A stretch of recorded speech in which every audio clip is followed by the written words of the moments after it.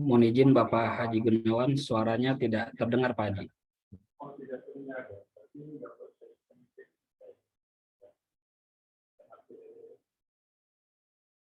Itu bagaimana? Assalamualaikum warahmatullahi wabarakatuh. Waalaikumsalam warahmatullahi wabarakatuh. Oke, kedengeran ya? Alhamdulillah terdengar Pak. Dengeran Pak, alhamdulillah. Oke, terima kasih. Ya mungkin saya coba tadi pakai external speaker, tapi kayaknya ada masalah, mungkin bisa dicek lagi. Terima kasih kepada semuanya, termasuk juga tim admin. Mudah-mudahan kita akan mulai jam 10 dan terima kasih juga kepada yang lainnya sambil menunggu Pak Ahmad Susilo, Pak Ustadz Ahmad Susilo. Silakan kalau ada ingin yang bersilaturahmi online ini. Oke, terima kasih atau ada Ibu Nani. Ya, Bu Nani, saya capa aja lah satu-satu nih, ada Bu Nani, Bu Rima, apa lagi? Oke. Assalamualaikum Pak Gunawan. Waalaikumsalam Bu. Ya, waalaikumsalam. Gimana sehat ya? Alhamdulillah Pak. Assalamualaikum buat jamaah semuanya. Waalaikumsalam warahmatullahi. Waalaikumsalam warahmatullahi wabarakatuh. Oke, terima kasih Bapak kepada semua yang udah silakan kalau memang ingin saling menyapa. Di sini ada Pak Ade Hermawati, terus juga Bu Tunik, Ibu Fatma, Bu Yusi. Mudah-mudahan ini kayaknya dari Semarang, dari Pekalongan, Bu Yusi. Assalamualaikum Kang Un, ngiri gabung. Oh, waalaikumsalam. Assalamualaikum. Waalaikumsalam teh, atur nuhun, atur nuhun. Makam Uwana. Oh gitu, jadi ini di Rangkas. Nuhun. Aduh, ini kayak katanya saudara pada yang ngajak ini, katanya ngajak puji nih. Iya kata yuk kita kuliner Mamangut, Anggen Lada. Alhamdulillah tuh bisa gabung teh. Ya mun, atur nuhun, atur nuhun. Mangga atur nuhun ya. Tulis bae Mohon diteraskan. Mangga nuhun. Kepada Ibu Komala juga Bu Komala terima kasih nih, ada Dewi, Bu Amade, Bu Tama, ya buat semua sama Bu Rani, Teh Rani. Ya. Kalau Bapak nggak mau ngomong. Assalamualaikum, Pak Gunawan. Waalaikumsalam, Bapak. Ya Sehat? Allah, kangen banget sama Ibu. Ibar gimana? Alhamdulillah. Allah. Kayaknya makin pada muda-muda semua sama seger-seger ya. Alhamdulillah. Segernya orang tua yang udah nambah cucu jadi 4. Iya, baru nambah cucu nih. Saya juga alhamdulillah baru bisa gabung nih, Pak Gunawan. Iya. Belum sempat ke rumah, belum sempat ke itu sekolahannya, pengen banget. Nanti. Iya tuh ditunggu tuh. Kapan-kapan ke sekolah. Iya. Anggap atur nuhun Bapak udah ini ikut gabung ya, mudah-mudahan berkah ya. Mudah-mudahan kita ilmu yang kita dapat berkah Pak. Amin. Saya juga ikut gabung itu Pak Gunawan. Ya, mangga Ibu atur nuhun Ibu. Atur nuhun, mudah-mudahan semuanya berkah lah. Kita ingin Amin. mungkin cari ilmu lah, walaupun sudah pada pinter-pinter kayaknya nih jemaahnya. Kalau kita masih belajar terus ya. Jadi mudah-mudahan kepada yang sama Pak, saya juga masih banyak kurangnya nih, maklum. Dari pesantren jadi ilmunya cuma perlu terus belajar. Iyalah Pak, atau kita sama-sama belajar, mudah-mudahan diterima oleh Allah lah apapun ibadah kita. Amin ya Bapak. Amin ya Allah. Bu Purwati, Bu Endang, Bu Bu Indah, buat Mas Kiki, terima kasih Mas Kiki. Juga salam ke Mbak Ai, apa bisa hadir ya? Budi Ai. Assalamualaikum. Waalaikumsalam. Ya, gimana sehat Bapak? Pak Rizal? Rizal Mas, Iya, Pak Rizal. Pak Rizal ya. sehat, alhamdulillah. Ya, mudah-mudahan ya kita Haji sama Gunawan mendoakan. sudah bergabung Pak Haji. Ya, kita doakan buat Lusin juga, Pak Lusin supaya sehat ya. Mudah-mudahan selalu lah pokoknya. Alhamdulillah Pak Ustadz Amin. sudah bergabung Pak Haji Gunawan. Oh ya udah bergabung Pak Ahmad Susilo. Ya, mangga tuh ntar kita akan mulai ya Pak, Bapak Ibu. Sudah kelihatan. Ya, kita akan membacakan dulu sebentar ini ya. Sambutannya Pak Ahmad, terima kasih atas gabungnya. Udah. Oke, Assalamualaikum warahmatullahi wabarakatuh. Waalaikumsalam warahmatullahi wabarakatuh. Kepada Pak Ahmad, terima kasih atas bergabungnya dan keadaan sehat. Mari kita mengucapkan basmalah ya, Bismillahirrahmanirrahim. Dan mohon maaf tidak bisa menyebutkan nama yang hadir satu persatu. Saya dan Puji ingin mengucapkan terima kasih kepada semuanya atas kehadirannya dan bersyukur kepada Allah Subhanahu wa taala kita masih dipertemukan kembali dan diberi sehat sehingga dapat hadir dalam kajian Al-Qur'an dan hadis majelis taklim Naimah oleh Ustadz Ahmad Susilo. Temanya hari ini ya kita adalah jagalah Allah, niscaya Allah akan menjaga kita. Ya, dan juga sesi tanya jawab setelah tausiah. Ya insya Allah pada saat itu bisa melalui chat ataupun angkat tangan ataupun langsung kepada admin, silahkan. Ya, dan juga mohon berkenan untuk selalu posisinya dalam posisi mute, maksudnya tidak berbicara kecuali kalau akan bertanya pada saat pertanyaan. Dan dalam penutup insya Allah doa yang akan dipimpin Pak Ustadz Ahmad Susilo. Demikian kami sampaikan. Silakan Pak Ahmad, waktunya Bapak. Tayyib Pak Gunawan. Bismillah. Assalamualaikum warahmatullahi wabarakatuh. Waalaikumsalam warahmatullahi wabarakatuh. Innal hamdalillah nahmaduhu wa nasta'inuhu wa nastaghfiruh wa na'udzu billahi min syururi anfusina wa sayyiati a'malina. May yahdihillahu fala mudhillalah wa may yudlil fala hadiyalah. Asyhadu an la ilaha illallah wahdahu la syarika wa anna Muhammadan abduhu wa rasuluhu la nabiyya ba'dah.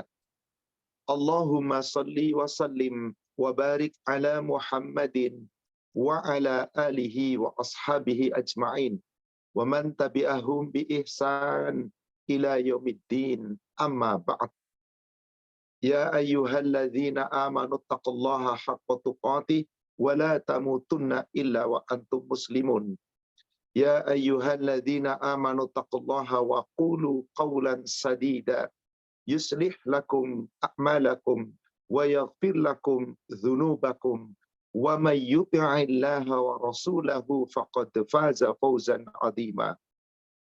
Ma'asyiral muslimin wal muslimat rahimani wa rahimakumullah.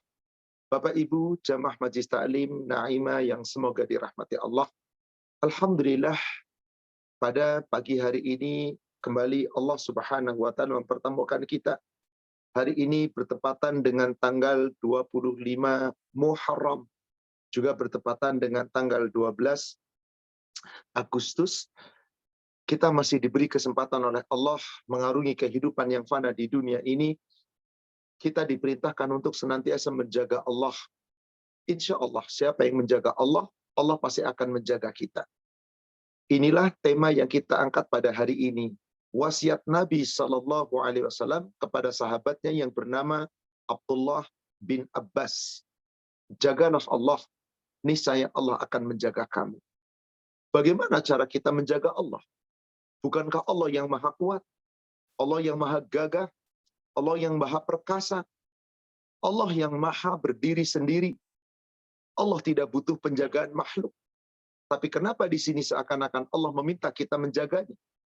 Insya Allah pada pertemuan yang singkat ini kita akan uraikan. Salawat serta salam semoga terlimpahkan, tercurahkan kepada Nabi kita Rasulullah Muhammad sallallahu alaihi wasallam. Semoga tercurah kepada seluruh keluarga, sahabat dan seluruh pengikutnya hingga yaumil akhir. Tema yang kita angkat ini saya ambil dari kitab Bulughul Maram di hadis nomor 1501. Adapun yang memiliki PDF di hadis nomor 1518. Dari Abdullah bin Abbas atau Ibnu Abbas radhiyallahu anhu, semoga Allah meridhoinya. Kuntu khalfan Nabi sallallahu alaihi wasallam yawman faqal. Pada suatu hari aku pernah membonceng di belakang Nabi sallallahu alaihi wasallam. Faqala, lalu beliau bersabda, ya ghulam, hai anak muda, ihfazillah, jagalah Allah. Yahfazka, nanti Allah pasti akan menjagamu. Atau peliharalah Allah, nanti Allah pasti akan memelihara kamu.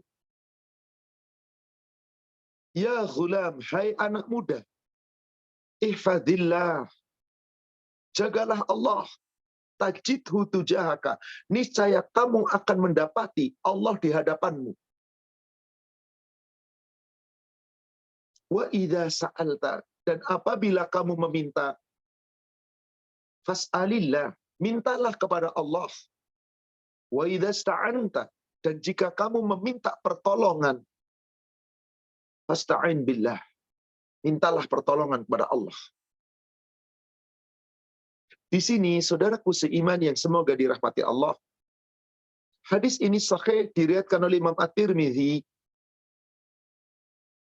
Seakan-akan Allah merintahkan kepada kita melalui nabinya, jaga Allah, pelihara Allah. Nanti Allah yang menjaga kamu dan memelihara kamu. Jagalah Allah, nanti kamu akan mendapati Allah selalu di hadapanmu. Jika kamu minta, minta sama Allah.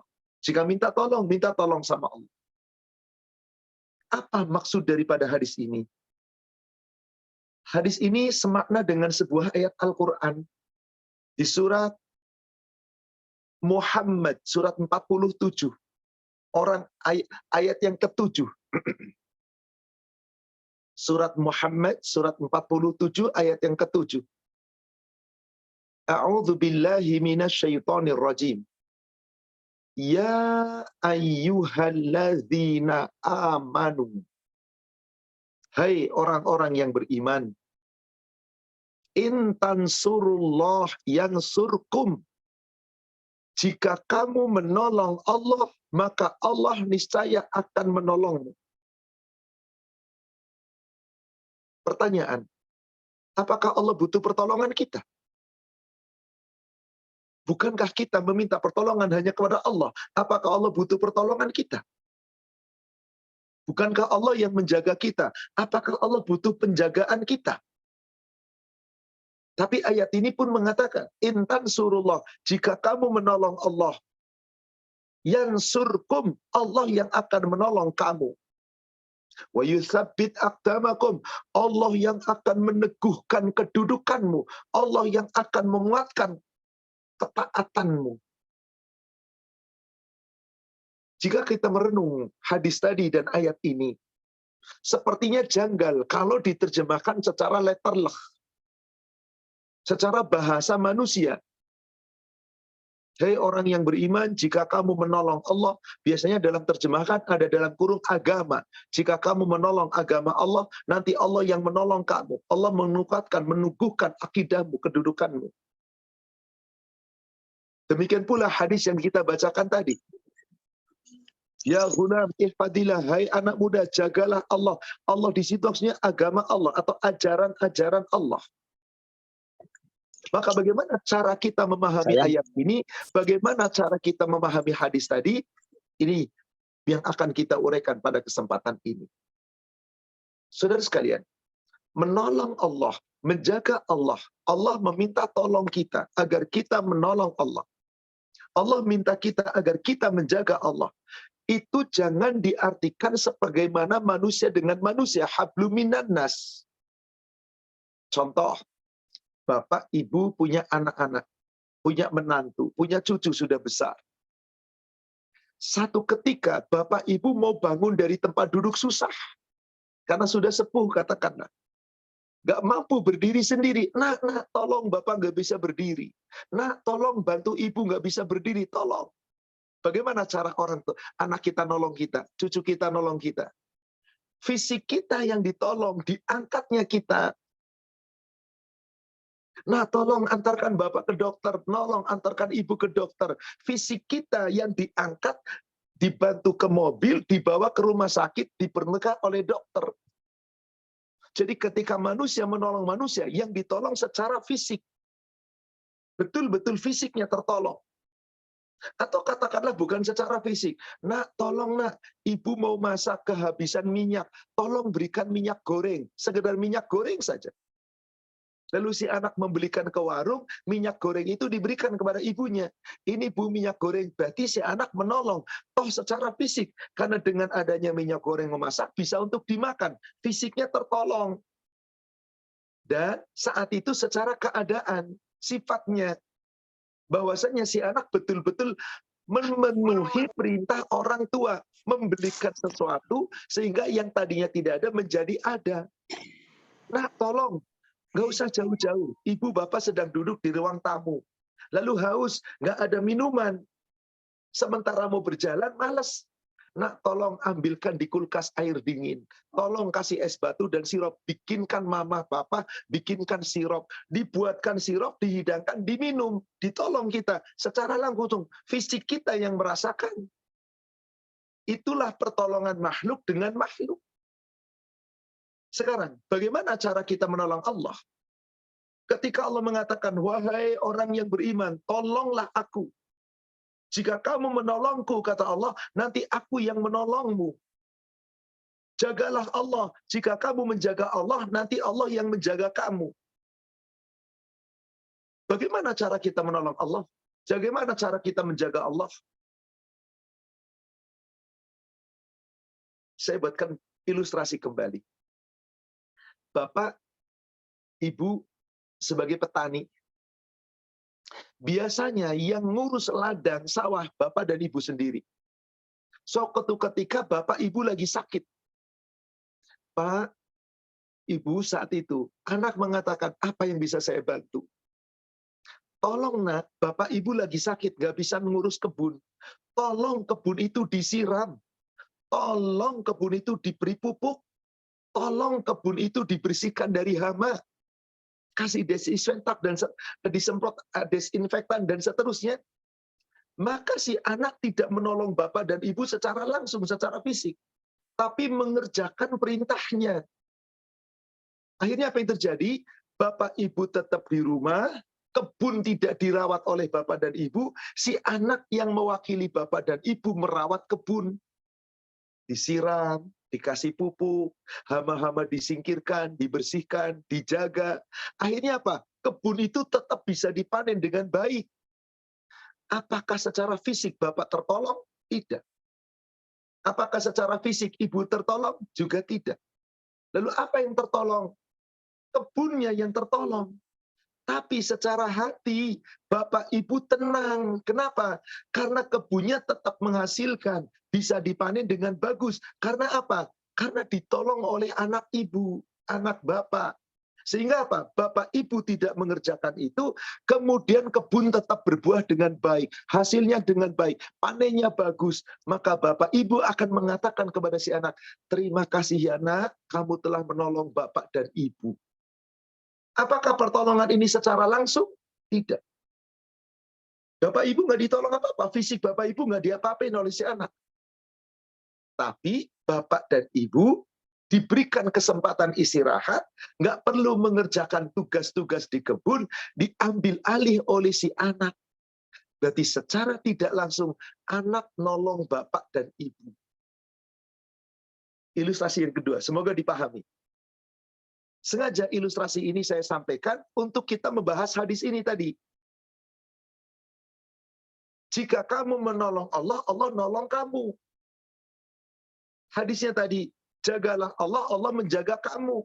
Jagalah Allah, kamu dapati Allah di hadapanmu. Jika minta tolong, minta sama Allah. Jika minta, minta sama Allah. Tapi Allah dulu yang minta sama kita. Bagaimana ini ilustrasi berikutnya? Seorang ibu, seorang ayah berkata kepada anaknya yang masih sekolah. Dia akan menghadapi ujian. Harus belajar sungguh-sungguh. Karena nanti setelah lulusan, dia akan menuju jenjang berikutnya. Jenjang berikutnya tergantung bagaimana hasil kelulusan Anda sekarang. Anak Anda, anak Bapak dan Ibu ingin masuk ke tempat yang favorit. SMA favorit, misalkan universitas perguruan tinggi favorit, maka tergantung bagaimana hasil ulangan akhir itu tadi, ujian akhir. Kira-kira apa yang akan Bapak Ibu minta sama anak Ibu? Apa yang Bapak minta sama anak Bapak? Nah, kamu pengen lulus ujiannya dengan baik kan? Kamu ingin mendapatkan nilai terbaik kan? Kamu ingin meneruskan sekolah di yang favorit kan? Syaratnya nah, nilai ujianmu harus bagus, nemmu harus bagus, nilaimu harus bagus, biar kamu kepilih di perguruan tinggi yang favorit, yang bagus, kepilih di SMA yang lebih bagus lagi. Tergantung nanti bagaimana nilai akhirnya. Kalau nilainya jelek, jangan harap kamu bisa masuk ke tempat yang lebih bagus. Maka orang tua, bapak, ibu ngomong sama anaknya, tolong papa, tolong mama, tolong bapak, tolong ibu. Apa Pak, Bu, yang harus aku tolong? Apa yang harus aku perbuat? Belajar yang baik ya nak. Belajar yang benar ya nak. Udah satu kalimat. Bapak, Ibu semua tugas-tugas rumah dikerjakan sendiri. Si anak gak pernah diperintah ngepel, bersihin kamar mandi, disuruh ngambil air, nyiram kebun, nyiram tengah, nyiram halaman. Enggak. Kamar mandi nggak disuruh dibersihkan, tempat tidur bahkan nggak suruh dibereskan, enggak. Tapi cuma satu kalimat, tolong ya nak belajar yang benar. Maka ketika si anak belajar sungguh-sungguh, belajar dengan benar, serius, akhirnya saat ujian nilainya bagus. Dengan nilainya bagus, kemudian lulus dengan nilai yang terbaik. Dia mudah memilih perguruan tinggi yang dia inginkan, bermodalkan nilai yang baik. Dia mudah untuk memilih sekolah SMA favorit dengan modal nilai yang baik. Akhirnya dia terima di tempat yang baik dari jenjang berikutnya. Apa kata Bapak dan Ibu? Terima kasih ya nak, kamu sudah nolong Bapak dan Ibu. Coba perhatikan kalimat ini. Apa yang Bapak Ibu tolong dari anak? Nolong apa anak Bapak dan Ibu? Gak nolong apa-apa. Tapi membuat hati Bapak dan Ibu senang. Membuat hati Bapak dan Ibu tenang, tentram. Anak lulus baik, anak senang, Bapak Ibu ikut senang. Anak keterima di perguruan tinggi, di SMA favorit, anak senang, Bapak Ibu ikut senang. Anak untung, Bapak Ibu ikut untung. Padahal secara physically, si anak tidak membantu apapun, tidak nolong apapun. Tapi secara tidak langsung, anak telah menolong Bapak dan Ibu. Membuat hati dan Bapak Ibu senang. Itulah dia. 3 ilustrasi ini. Bagaimana kita menerjemahkan dengan hadis tadi? Bagaimana menerjemahkan dengan ayat tadi? Siapa yang menolong Allah? Allah nolong kamu. Allah kuatkan agama kamu, kedudukanmu, akidahmu, kesabaranmu, kekuatanmu, ketawakalanmu dikuatkan oleh Allah. Hai anak muda, jagalah Allah. Allah yang menjaga kamu. Jagalah Allah. Nanti Allah selalu di hadapanmu. Allah yang akan selalu menolongmu. Apa maknanya? Saudara seiman yang semoga dirahmati Allah. Baik di dalam tafsir surat 21 ayat yang ke-7 tadi, dan di dalam penjelasan syarh kitab Bulughul Maram di hadis nomor 1501 tadi, atau 1518 yang di PDF, dijelaskan secara garis besar Cara kamu menjaga Allah adalah kamu menjaga segala aturan Allah, syariat Allah, aturan Allah, ketetapan Allah, hukum Allah, agama Allah. Di mana di dalam aturan agama ada perintah, jaga perintahnya, jangan diabaikan. Ada larangan, jaga larangannya, jangan dilanggar. Ada hukum, aturan, syariat, jaga hukum Allah, aturan Allah, syariat Allah. Laksanakan dengan baik, jangan diabaikan. Anda akan dijaga Allah dimanapun Anda berada. Anda akan ditolong Allah apapun permohonan Anda. Anda akan diberikan oleh Allah apapun permintaan Anda. Bahkan minta ampunan dan surga Allah akan berikan. Jadi bagaimana cara menolong Allah secara mudah? Jadikan semua yang kita lakukan Allah ridho. Jadikan semua apa yang kita lakukan dalam hidup kita, baik itu dalam menjalankan perintah, dalam meninggalkan larangan, dalam mengikuti syariat, mentaati Allah dan Rasul. Jadikan itu semua ikhlas karena Allah, sehingga Allah ridho. Bikin Allah senang. Jadikan Allah ridho kepada kita. Radhiyallahu anhum. Jadikan Allah ridho kepada kalian semua, mereka semua. Radhiyallahu ankum. Jadikan Allah ridho kepada kamu semua. Radhiyallahu anni. Jadikan Allah ridho kepadaku. Itulah cara kita menolong Allah. Sedang Allah gak butuh pertolongan. Apakah ketika kita menjalankan perintah Allah, lalu Allah senang, lalu Allah gembira, lalu kemuliaan Allah bertambah? Tidak, karena Allah nggak butuh makhluk. Apakah ketika hambanya tidak menolong Allah, nggak mau taat, nggak ibadah, nggak menjaga Allah, Allah rugi? Tidak, karena Allah sudah maha mulia. Allah tidak bergantung dengan makhluk. Allahus Samad. Allah itu As-Samad. Berdiri sendiri. Yang mengurus makhluk, yang tidak bergantung pada makhluk. Maka hai manusia, kita semua ini siapapun Anda, mau kaya, mau hebat, mau sukses, punya kedudukan, pangkat jabatan yang begitu tinggi di hadapan manusia, kekayaan melimpah ruah, demi Allah di hadapan Allah kita nggak ada apa-apanya, dan Allah nggak butuh kita. Maka Allah tegaskan di surat 35, surat Fatir, ayatnya ayat yang ke-15 sampai dengan ayat ke-17. Allah Subhanahu wa taala berfirman, ya ayyuhan nas, hai manusia, antumul fuqara'u ilallah. Kalian itu fakir, kalian itu lemah, kalian itu sangat membutuhkan Allah. Kamu sangat butuh pertolongan Allah, maka tolonglah Allah. Jagalah Allah, ikuti aturan Allah, taati Allah. Sedangkan kamu betul-betul tidak ada apa-apanya di hadapan Allah. Sehebat apapun Anda, antumul fuqara'u ilallah. Kalian semua sangat membutuhkan Allah. Wallah, sedangkan Allah huwal ghaniyul hamid, adalah zat yang maha kaya, yang maha terpuji. Allah nggak butuh apa-apa dari kita. Allah nggak butuh salat kita, Allah nggak butuh jihad kita, Allah nggak butuh ibadah kita, puasa kita, zakat kita, sedekah kita, amal ibadah kita. Allah nggak butuh apa-apa dari kita. Itu semuanya adalah untukmu.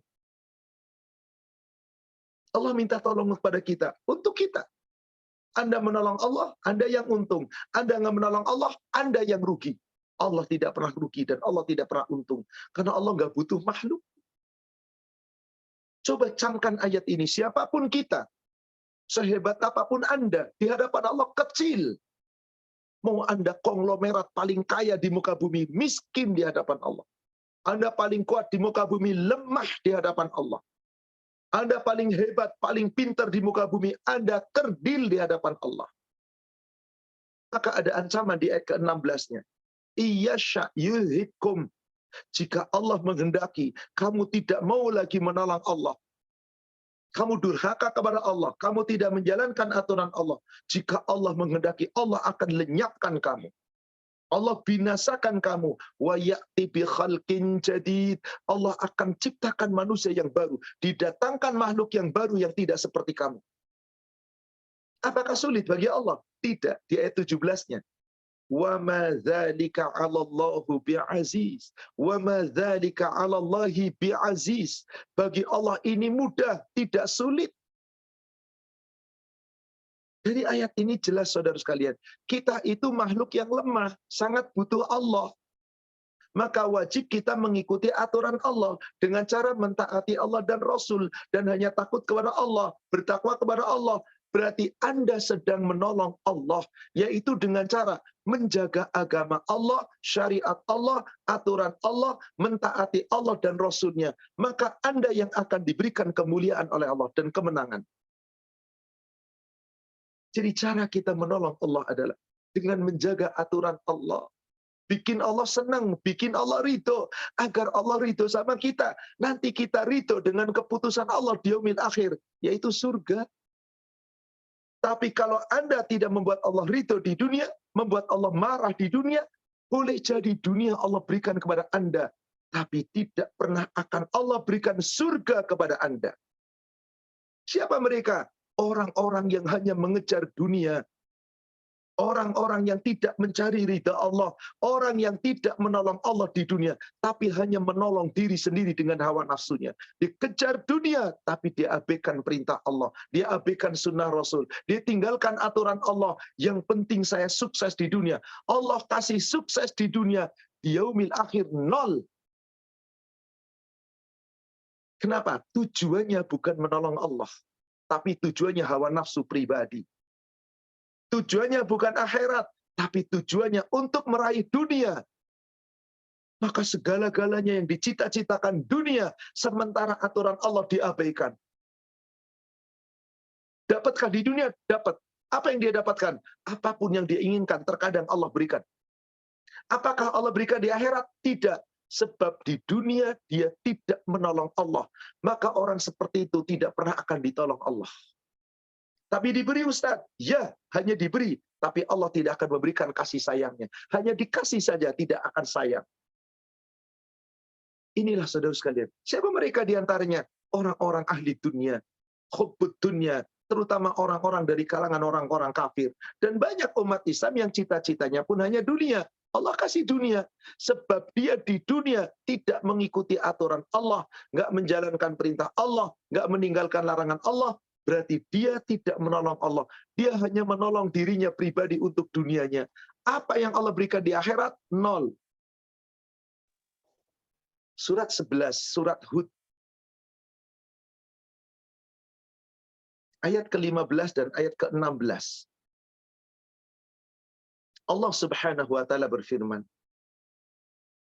"Man kana yuridul hayatad dunya wa zinataha nuwaffi ilaihim a'malahum fiha wa hum fiha la yubkhasun." Barang siapa yang menghendaki kehidupan duniawi dan segala perhiasannya, kenikmatannya, keindahannya, pasti kami berikan balasan penuh atas pekerjaan mereka di dunia. Dengan sempurna. Dia di dunia tidak menolong Allah. Hanya menolong diri. Dunia yang dipikirkan. Ibadah diabaikan. Dia tidak menolong Allah. Sholat ditinggalkan. Maksiat dijalankan. Yang halal dilanggar. Yang haram dilanggar. Nggak peduli halal haram. Maka apa yang terjadi saat itu? Dia akan berbuat seenaknya. Dia berbuat semena-mena. Dia berbuat seenaknya. Maka Allah berikan yuridul hayata dunya wa zinataha nuwaffi ilaihim a'malahum fiha wa hum fiha la yubkhasun.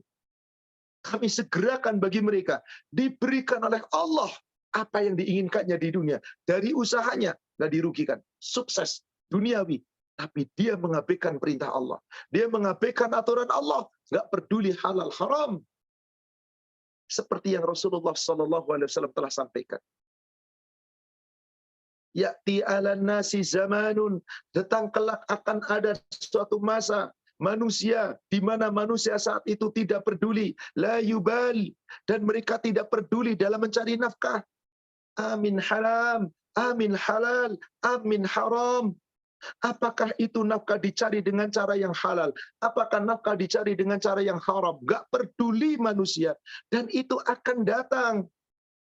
Siapa mereka? Yang hanya menginginkan dunia. Diberi apa oleh Allah? Dunia. Wa hum biha la yubkhasun. Mereka tidak dirugikan. Dan itu telah Allah sampaikan di dalam riwayat Imam Bukhari.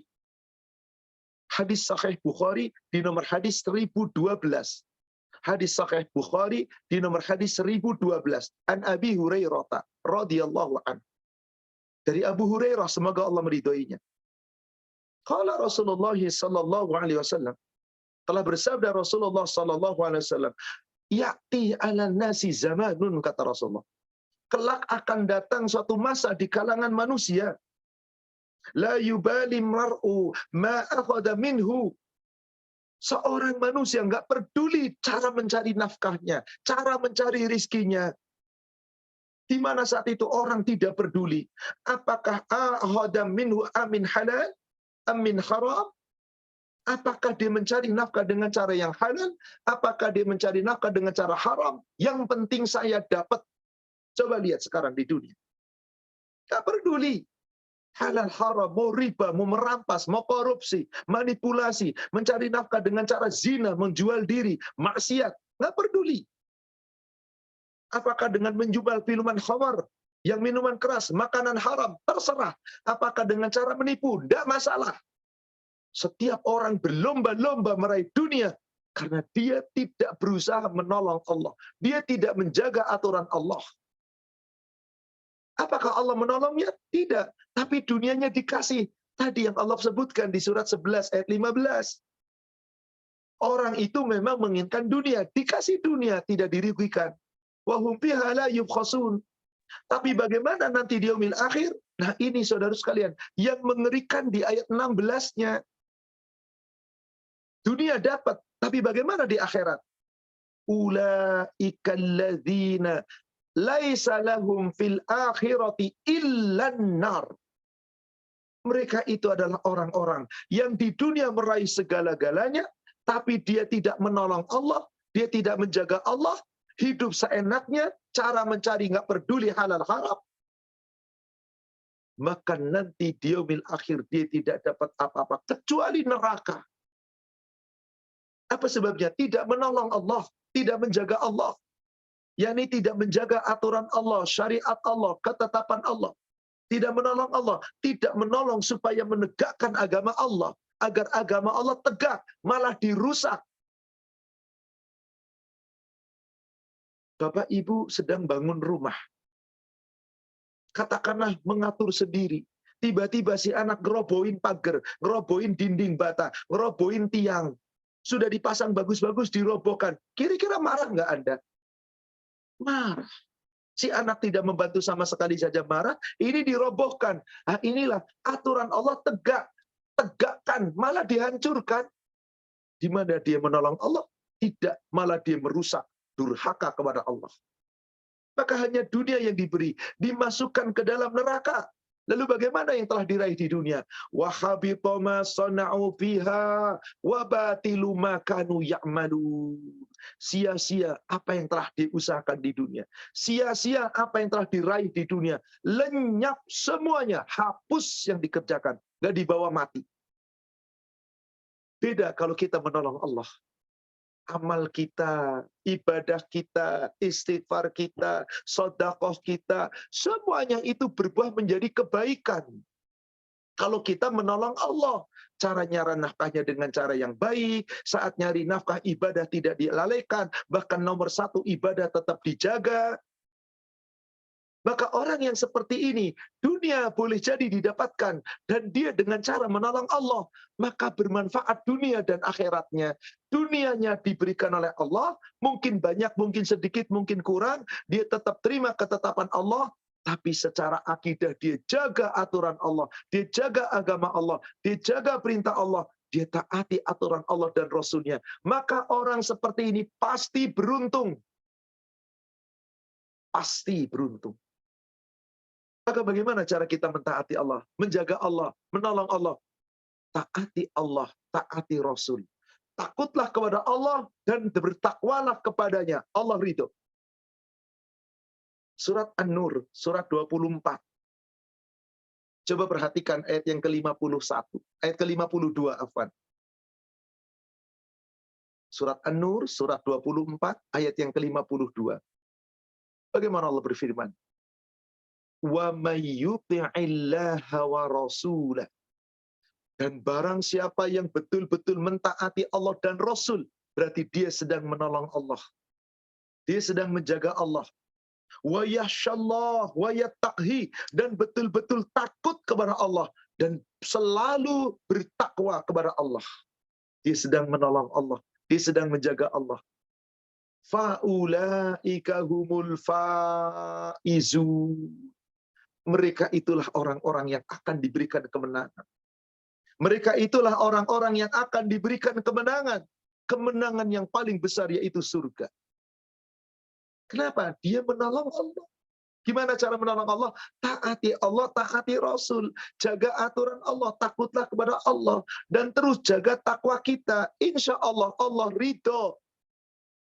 Maka ketika Allah memberikan kekayaan kepada seorang hamba, kemudian hamba itu jaga ketakwaannya, dengan ketakwaan dan kekayaan dia beramal, dan amalnya dilakukan dengan sembunyi-sembunyi, tidak ingin dipamerkan, tidak ingin riya, hamba ini akan dicintai Allah, karena dia menjaga Allah. Di kitab Bulughul Maram, di hadis nomor 1503, Bulughul Maram nomor hadis 1503, dari Sa'ad bin Abi Waqqas. Di sini riwayatnya Imam Muslim. Di PDF Bulughul Maram nomor hadis 1518, 1520, afwan. Dari Sa'ad bin Abi Waqqas, Rasulullah sallallahu alaihi wasallam bersabda, "Innallaha yuhibbul 'abda." Sesungguhnya Allah sangat mencintai seorang hamba. Ittaqi, yang bertakwa. Wal ghani, yang kaya tapi tidak pamer kekayaan. Dia kaya raya tapi merasa cukup karena saya yakin ini cuma titipan. Tidak dipamerkan kekayaan itu, digunakan untuk ketaatan, digunakan untuk menolong Allah. Membantu orang-orang fakir, bersedekah kepada orang-orang miskin, anak-anak yatim yang membutuhkan, zakat dikeluarkan, infak sedekah dikeluarkan, dipakai untuk ibadah. Selalu mensyukuri nikmat Allah. Wal khafi, dan dia lakukan itu sebagai sarana ibadah, dan segala bentuk ibadahnya disembunyikan. Yakni tidak ingin dipamerkan, tidak ingin diketahui orang, cukuplah Allah yang tahu. Maka orang seperti ini Allah sangat mencintainya. Dia telah menolong Allah. Dia telah menolong Allah. Dengan apa kita menolong Allah? Dengan takwa, lalu dibarengi dengan akhlak yang baik. Dengan ketaatan, lalu dibarengi dengan akhlak yang baik. Surga, saudara sekalian. Jadi ketika seorang hamba takwanya baik, habluminallahnya bagus, habluminanasnya bagus, akhlaknya dijaga, ketaatannya dijaga, ini hamba sedang menolong Allah, ini hamba sedang menjaga Allah, maka Allah yang akan menolongnya, Allah yang akan menjaganya, maka Allah berikan jaminan untuknya surga. Maka salah satu cara kita bisa meraih surga adalah dengan cara seperti itu. Cara kita bisa meraih surganya Allah adalah dengan cara takwa kepada Allah. Berarti kita sedang menolong Allah. Dengan cara kita menolong agama Allah. Kita habluminanasnya, akhlaknya baik. Maka sesungguhnya orang itu sedang menjaga Allah. Siapa yang mampu melakukan itu? Kita semua bisa insya Allah. Kita semua bisa insya Allah. Kalau betul-betul mau. Pertanyaannya, Anda mau atau tidak? Kalau Anda mau, subhanallah. Maka disebutkan di hadis di kitab Bulughul Maram nomor 1562. Di PDF nomor hadis 1579. Bulughul Maram nomor hadis 1562, PDF-nya 1579. An Abi Hurairah radhiyallahu anhu. Dari Abu Hurairah, semoga Allah meridhoinya. Qala Rasulullah sallallahu alaihi wasallam, telah bersabda Rasulullah sallallahu alaihi wasallam, aktsaru ma yudkhilul jannata taqwallah wa husnul khuluq. Yang paling banyak menyebabkan seorang hamba bisa memasuki surganya Allah adalah hamba itu bertakwa kepada Allah, hamba itu berakhlak mulia. Hablum minallah bagus, hablum minanas bagus. Aturan Allah dijaga, pergaulan sesama manusia dijaga, maka hamba itu sedang menolong Allah, membantu Allah, menjaga Allah, maka Allah yang akan menjaganya dari api neraka. Allah masukkan ke dalam surga. Jadi sesungguhnya kata-kata jagalah Allah, bukan Allah yang kita jaga. Allah nggak butuh penjagaan kita, tapi kita jaga aturan Allah yang Allah tetapkan kepada kita. Kalau kita jaga dengan baik, Allah ridho. Buat Allah ridho, Anda sedang menjaga Allah. Dengan cara mentaati, maka Anda yang akan dijaga Allah. Anda yang akan ditolong oleh Allah. Maka Allah meminta kepada kita, jadilah penolong Allah. Bukan Allah yang butuh pertolongan. Allah minta untukmu sendiri.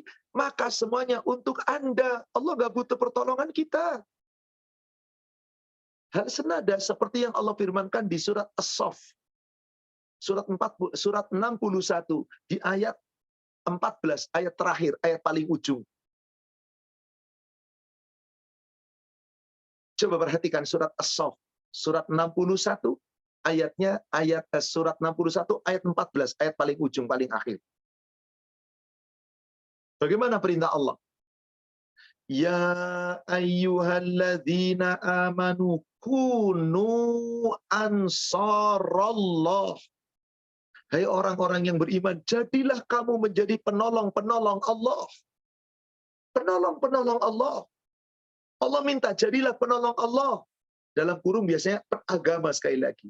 Karena Allah nggak butuh pertolongan secara fisik, tapi kita menjaga agamanya Allah, menolong tegaknya agama Allah, supaya agama Allah tetap tegak. Anda yang akan ditolong Allah. Hai orang yang beriman, jadilah penolong Allah. Kama qala Isa bin Maryam lil hawariyin, sebagaimana Nabi Isa bin Maryam ketika diutus oleh Allah menjadi seorang rasul, berkata kepada pengikut-pengikut yang setia, yaitu kaum hawariyin. Kalau pengikut setianya Rasulullah namanya sahabat. Kalau Nabi Isa namanya hawariyin. Nabi Isa bertanya, man ansari ilallah? Hai kaumku, kaum hawariyun, siapa yang mau menolongku untuk Allah? Siapa yang mau menolongku berdakwah di agama Allah? Siapa yang mau menolongku demi tegaknya agama Allah? Apa jawaban kaum hawariyun? Qalu qala al-hawariyun. Kaum Hawariyun berkata, menjawab tantangan dan perkataan Nabi Isa. Nahnu ansarullah, kata Allah. Kami yang akan menolong Allah. Siapa mereka itu? Kaumnya Nabi Isa yang menjadikan Isa sebagai Rasul. Lalu dakwah bersama Nabi Isa. Menegakkan agama Islam yang dibawa oleh Nabi Isa. Mereka menolong Allah. Bukan kaum Nabi Isa yang menganggap Isa sebagai anak Tuhan. Bukan kaum Nabi Isa yang menganggap Isa adalah salah satu dari Tuhan. Tapi yang menegakkan agama Islam. Karena Nabi Isa itu adalah Islam. Tidak ada satupun Nabi diutus oleh Allah kecuali beragama Islam. Maka orang-orang yang menolong agama Islam, yaitu menegakkan agama Islam, mengikuti secara aturan Islam, secara kafah, dia sedang menolong Allah. Sebagaimana Nabi Isa berkata, hai kaumku, jadilah penolong-penolong Allah. Siapa yang akan menolongku untuk menegakkan agama Allah? Kaum Hawariyun dengan tegas mengatakan, nahnu ansarullah. Kami yang akan menolong Allah, ya Nabiullah Isa. Tapi apa yang terjadi? Fa'amana ta'ifatum min bani Israel wa fakafara ta'ifah. Sebagian kaumnya Nabi Isa dari kalangan Bani Israel ada yang beriman, kaum Hawariyun. Sebagian lagi kafir, ingkar, zalim. Mereka yang kemudian membelot dari akidah, yang kemudian mengagungkan Nabi Isa sebagai Tuhan, salah satu dari Tuhan. Semua rusak, dia tidak menolong Allah, tapi menghancurkan Allah. Apakah Allah hancur? Tidak. Agama Allah dihancurkan. Apakah agama Allah hancur? Tidak. Karena Allah berjanji yang akan memenangkan agama Allah itu Allah sendiri, tanpa butuh pertolongan makhluk. Pada akhirnya nanti Islam akan menang. Meskipun sekarang sepertinya dikalahkan, tapi tidak selama ada orang-orang yang menolong Allah, menegakkan agama Allah, maka Islam tetap tegak. Li'ilahi kalimatillahi al-u'ya. Bagi orang yang betul-betul berjuang menegakkan kalimat Allah yang paling tinggi. Kalimat la ilaha illallah. Maka sepanjang ada orang masih menolong Allah, nggak mungkin Islam akan lenyap. Bahkan Allah berjanji, Islam akan dimenangkan dari seluruh agama. Maka Allah katakan, fa'amana ta'ifatum min bani Israel wa kafara ta'ifah. Sebagian Bani Israel mau beriman, sebagian lagi kufur. Bagaimana jika orang beriman itu kokoh imannya? Fa'ayyadna alladhina amanu ala aduwihim. Maka Allah akan memberikan kekuatan bagi orang-orang yang beriman atas musuh-musuh mereka. Fa'asbahu dhahirin. Sehingga mereka pasti akan menang.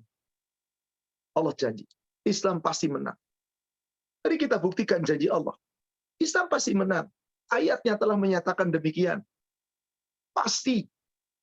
Coba, masih di surat yang sama. Masih di surat yang sama. Yaitu surat As-Saff tadi yang sedang kita bahas. Mundur ke ayat 10. Huwallazi arsala rasulahu bil huda wa dinil haqq liyuzhirahu ala dini kulli walau karihal musyrikun. Jelas jaminan Allah. Ini janji Allah. Huwallazi arsala rasulahu bil huda wa dinil haq.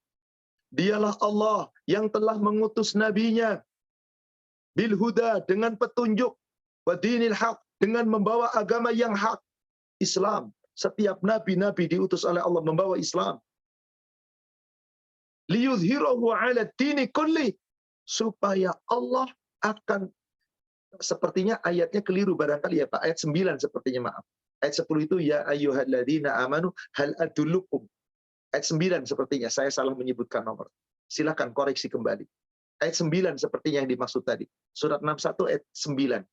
Ya ayyuhalladzina huwallazi arsala rasulahu bil huda wa dinil haqq liyuzhirahu 'ala dini kulli walau karihal musyrikun. Ini jaminan Allah saudara sekalian.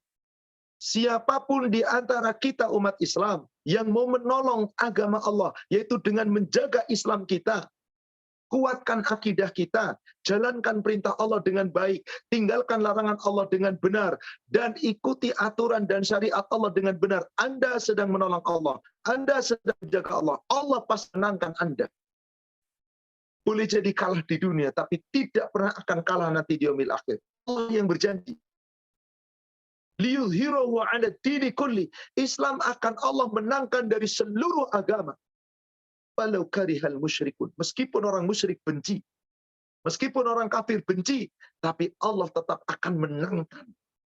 Yakinlah. Syaratnya apa? Tolong agama Allah. Dengan cara kita menjadi orang yang beriman, jaga ketaatan, maka akan dijadikan Anda menjadi wali-waliullah. Pelindung-pelindung Allah, yang Allah selalu melindungi Anda. Maka orang-orang yang tenang, yang taat dalam ibadah, insya Allah mau dihina, mau dicela, mau diuji dengan kesulitan, kesusahan, dihardik, dicela orang, bahkan diuji secara pribadi dengan fisik, sakit, dan seterusnya. Tenang, yakin. Allah yang menjanjikan itu. Dengan ketenangan itu nanti orang itu akan terus dalam ketaatan. Akhirnya surga jaminannya. Meskipun di dunia tidak meraih segala-galanya. Karena kemenangan dari Allah bukan harus selalu mendapatkan dunia dan seisinya. Tapi kemenangan dari Allah bisa jadi diraih dengan ketenangan dalam akidah, ketaatan dalam menjalankan perintah, ketaatan dalam mengikuti aturan dan syariat dan meninggalkan segala larangan. Maka Anda akan dimenangkan oleh Allah, bahkan Anda dipuji oleh Allah sebagai waliullah. Coba kita buka surat 10. Surat Yunus, ayatnya ayat 62, 63, dan ayat 64. Ala, ketahuilah, inna awliya Allah, wali-wali Allah itu adalah la khaufun alaihim walahum yahzanun. Orang-orang yang tidak pernah punya rasa takut, orang-orang yang tidak pernah bersedih hati. hatta melanda dirinya di dunia kesulitan, kesusahan, sakit bertubi-tubi, penderitaan bertubi-tubi, tapi dia tidak akan sedih karena yakin ada Robnya, pelindungnya, penolongnya. Meskipun ditimpa kesusahan, dia tetap tenang hatinya, dia terus bergantung dengan Allah. Ditimpa kenikmatan, diberikan yang banyak, dia tetap tenang karena sadar ini cuma titipan, nggak dibawa mati. Kesusahan itu sementara, sakitnya, penderitaannya, kesusahannya sementara. Wong kita semua yang sehat, yang sakit, yang tua, yang muda, yang kaya, yang miskin, yang susah, senang, akhirnya toh juga mati. Maka wali Allah tidak pernah ada rasa takut, tidak ada rasa sedih. Siapakah gerangan mereka itu? Orang yang menolong Allah, yang nanti ditolong oleh Allah. Siapa mereka? Ayat ke-63-nya. Alladzina amanu wa kanu yattaqun. Yaitu orang-orang yang selalu menjaga imannya dan selalu menjaga takwanya. Amanu wattaqun. Yang selalu beriman dan selalu bertakwa. Seperti yang Allah perintahkan tadi, surat 24 ayat 52. May yuti'illah wa rasulah wa yakhshallah wa yattaqhi faulaika humul faizun. Kasih kemenangan oleh Allah. Apa kemenangannya? Lihat ayat ketiga, ayat 64-nya. Lahumul busyra. Bagi mereka nih yang selalu menolong agama Allah, wali-wali Allah sehingga ditolong nanti menjadi wali-wali Allah, dilindungi oleh Allah. Bagi mereka ada berita gembira, kegembiraan fil hayati dunia wa fil akhirah, baik di dalam kehidupan dunia maupun kehidupan akhirat. La tabdila li kalimatillah, tidak pernah ada perubahan pada kalimat Allah. Janji Allah pasti benar. Dzalika huwal fawzul adzim. Itulah bagi mereka yang akan mendapat kemenangan yang sangat besar. Kemenangan yang sangat besar adalah kemenangan yang Allah janjikan dunia dan akhirat. Jika belum mendapatkan di dunia, Allah berikan jaminan akhirat lebih baik dari dunia. Karena dunia cuma sementara. Maka siapa orang-orang yang mau menolong Allah? Orang yang yakin kehidupan yang sesungguhnya, kehidupan yang terbaik adalah kehidupan akhirat. Orang yang yakin titipan yang Allah berikan ke di dunia, sebanyak apapun, senikmat apapun, tidak lebih baik dari apa yang ada di sisi Allah. Itulah orang yang menolong Allah. Pasti Allah menolong kita. Allah menjaga kita. Maka Nabi SAW di salah satu doa yang banyak Rasulullah minta dan hampir gak pernah meninggalkan doa ini. Di kitab Sahih Muslim. Hadis Sahih Muslim. Di nomor hadis 2343. Doa singkat, doa pendek yang Rasul tidak pernah tinggalkan. Dan sering Rasul membaca doa ini. Sahih Muslim 2343. Dari sahabat yang bernama Abdullah. Apa doanya Rasul?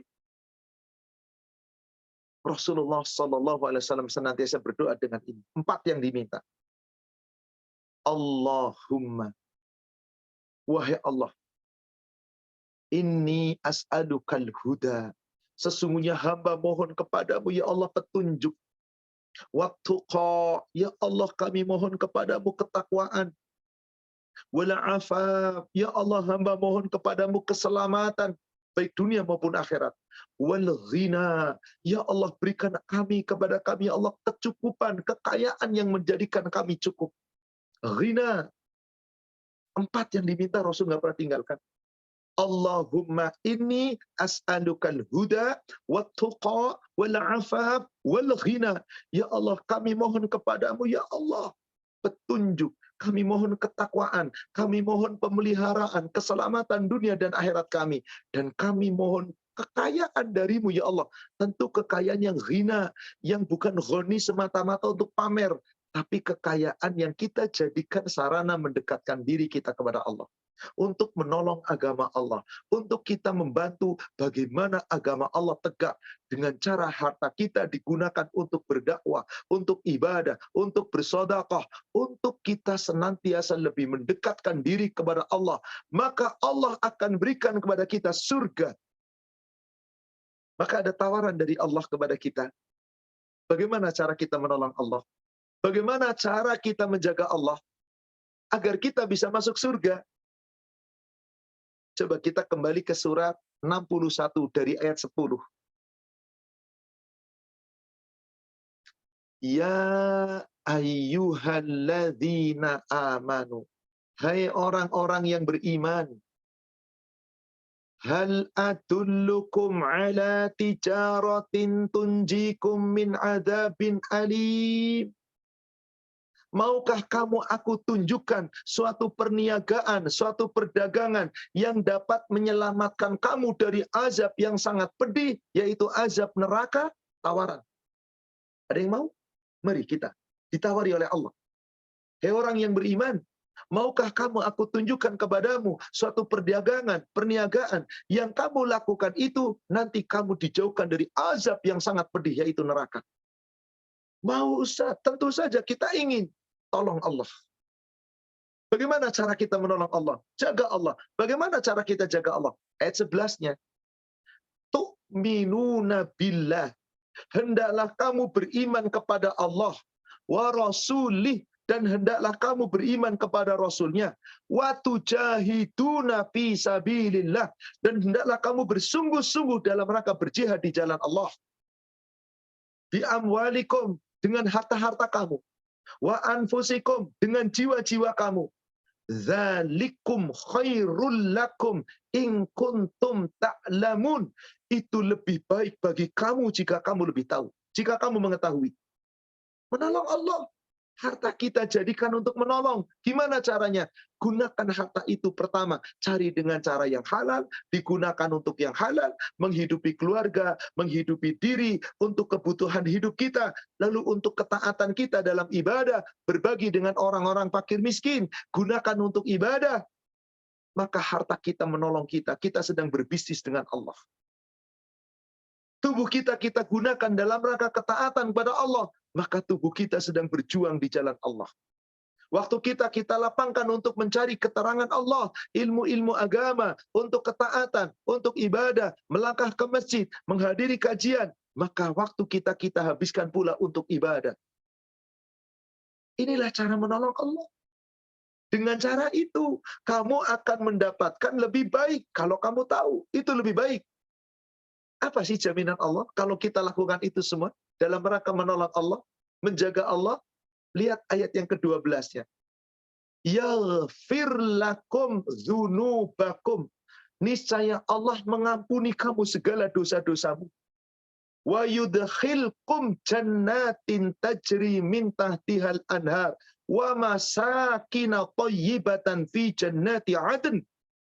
Dan memasukkanmu ke dalam surga yang mengalir sungai-sungai di bawahnya, dan kamu diberikan tempat yang baik di dalam surga. Surga-surga Aden. Dzalikal fawzul 'adzim. Itulah kemenangan yang sangat besar. Saudara sekalian, dari uraian ini jelas bahwasanya Allah nggak butuh pertolongan kita. Tapi siapa yang menolong Allah? Justru Allah menolong Anda. Siapa yang menolong Allah? Allah kuatkan kedudukan Anda. Allah nggak butuh penjagaan kita. Tapi siapa yang menjaga Allah? Justru Allah menjaga Anda. Siapa yang menjaga Allah? Kamu dapati Allah selalu di hadapan Anda. Jadi ketika kita berdoa hanya kepada Allah, namanya Anda sedang menolong Allah. Kita minta, gantungkan dulu kita kepada Allah. Namanya Anda sedang menolong Allah, sedang menggantungkan diri kepada Allah. Inilah cara kita menolong Allah. Inilah cara kita menjaga Allah. Allah nanti menjaga kita. Secara keseluruhan, kesimpulan dari bahasan kita hari ini, dari ayat-ayat dan hadis yang kita uraikan ini bahwasanya, siapa yang ingin betul-betul menolong Allah adalah jika kalian diperintah oleh Allah, diatur oleh Allah, dipanggil oleh Allah, segera. Jika ditetapkan hukum oleh Allah, sami'na wa ata'na, ikuti, taati, Anda ditolong Allah. Saya tutup dengan dua buah ayat Al-Quran. Pertama, surat Al-Anfal, surat 8, ayat 24. Kedua, surat 24, ayat 51. Surat 8 ayat 24. Ya ayyuhalladzina amanu istajibu lillahi walir rasul idza ta'akum lima yuhyikum. Hei orang-orang yang beriman, penuhilah seruan Allah dan Rasul Jika Allah dan Rasul menyeru kamu untuk sesuatu yang bisa membawa kehidupan bagimu. Jadi bagaimana cara kita menolong Allah? Allah panggil kita, segera laksanakan. Allah perintah kita, segera laksanakan. Allah larang kita, segera kita tinggalkan. Itulah cara kita menolong Allah untuk diri kita sendiri. Wa'lamu, dan ketahuilah, annallaha yahulu bainal mar'i wa qalbi. Sesungguhnya Allah membatasi seorang hamba manusia dengan hatinya. Siapa yang akan menolong Allah tergantung hatinya. Nurut nggak sama Allah? Taat nggak sama Allah? Wa annahu ilaihi tuhsyarun. Sesungguhnya kepada Allah kamu semua akan dikumpulkan di padang mahsyar dan dimintai pertanggungjawaban. Yang menolong Allah pasti aman, beruntung. Apalagi cara menolong Allah? Di samping segera menjalankan perintahnya, tinggalkan larangannya. Kalau diatur oleh Allah, ditetapkan hukum, ditetapkan syariat, jangan membantah. Ditetapkan aturan, ditetapkan syariat, hukum, itu wajib dijalankan, jangan diabaikan. Jawaban orang beriman, kalau diatur oleh Allah dan Rasulnya, cuma satu kalimat, sami'na wa ata'na. Anda beruntung. Cara menolong Allah, ikuti aturan Allah. Jangan membantah aturan Allah. Sami'na wa ata'na. Surat 24 ayat 51. Innama kana qaulal mu'minin. Sesungguhnya hanyalah perkataan, jawaban orang-orang yang beriman. Idza du'u, apabila dipanggil, diseru, diajak ilallahi wa rasulih, kembali mengikuti aturan Allah dan Rasulnya, berhukum dengan hukum Allah dan Rasulnya, liyahkuma bainahum, ketika mereka diperintahkan tegakkan hukum di antara mereka dengan hukum Allah. Ini hukum Allah. Maka satu jawaban orang beriman, ayyaqulu sami'na wa ata'na.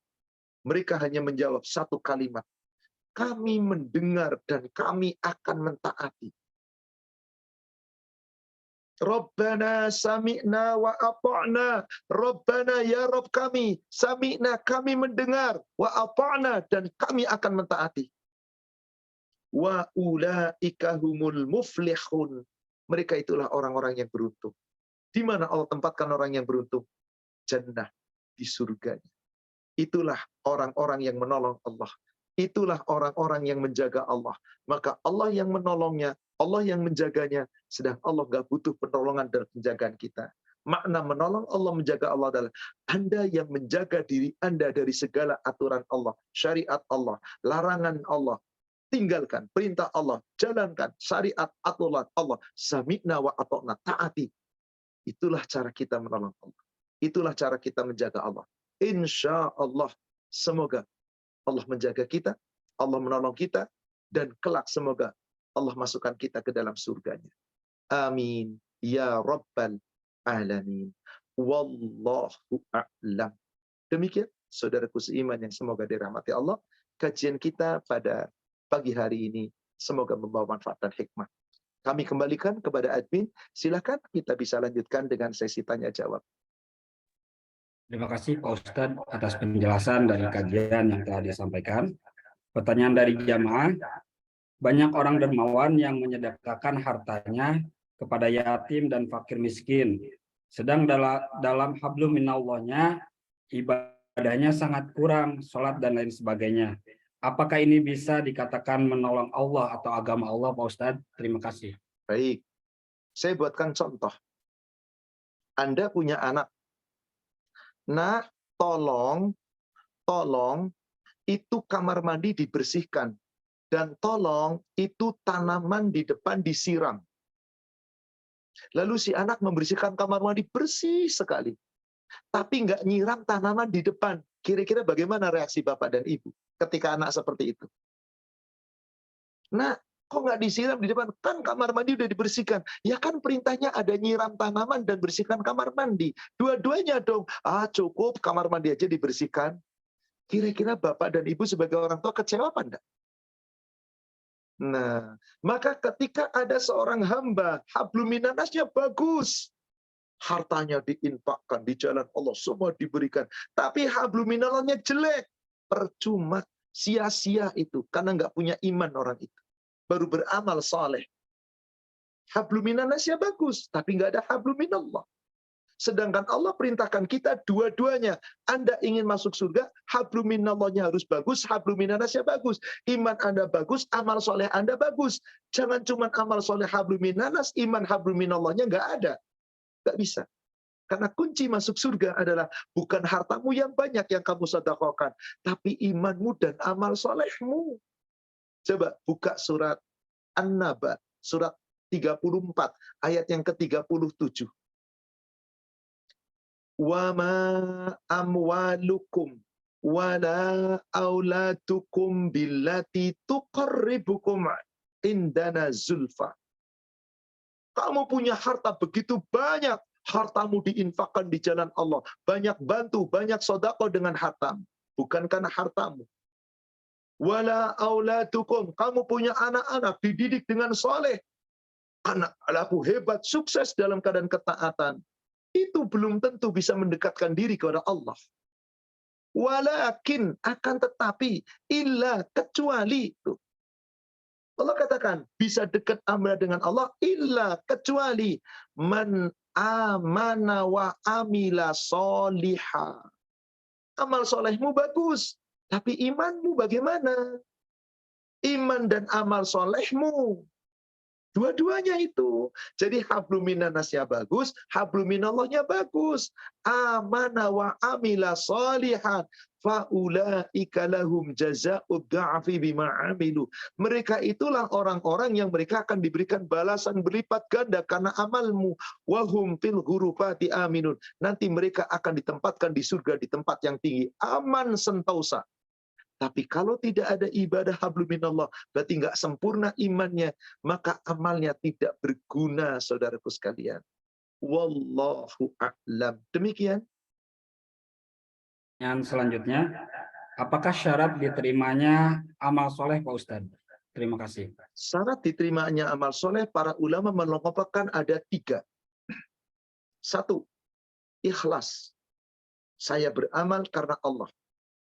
2, ittiba, mengikuti aturan Allah yang ditetapkan melalui Rasul. Ittiba. 3, harus sesuai dengan syariat, mengikuti aturan syariat. Kalau tidak dengan itu, nggak bisa.